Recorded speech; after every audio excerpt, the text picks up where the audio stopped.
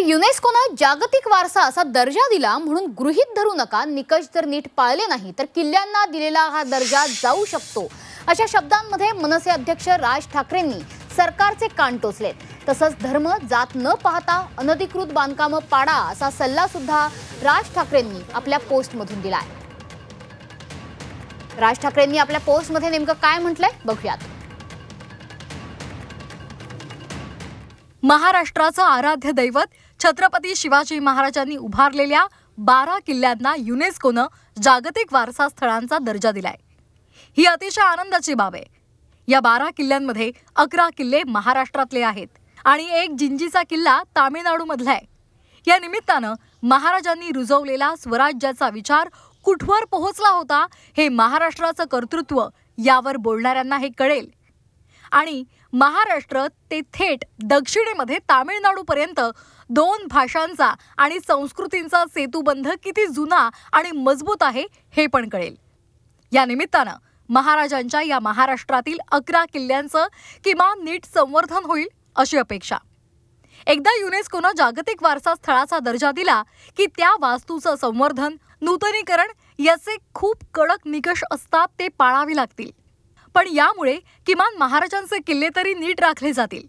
आता राज्य सरकारला या किल्ल्यांच्या संवर्धनासाठी निधी उपलब्ध होईल आणि राज्यानं देखील उत्तम निधी उपलब्ध करून द्यावा. आतापर्यंतच्या एकूण एक सरकारांनी गड किल्ल्यांची जी दुरवस्था करून ठेवली होती, त्यामुळे जगाला बोलावून हे किल्ले दाखवावे, आपल्या महाराजांचं, महाराष्ट्राचं वैभव दाखवावं अशी परिस्थिती नव्हती. ती आता बदलेल अशी आशा करतो.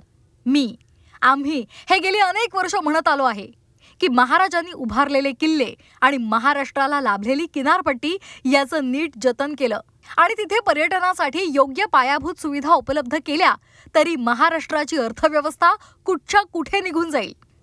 असो, फक्त सरकारला एक आठवण करून द्यावीशी वाटते. ती म्हणजे युनेस्कोनं जागतिक वारसा दर्जा दिला म्हणून युनेस्को सारख्या संस्थांना गृहीत धरता येत नाही. जर निकष नीट पाळले नाही तर युनेस्को हा दर्जा काढून घेतं. याची आतापर्यंतची 2च उदाहरणं आहेत, पण ती आहेत हे विसरू नका.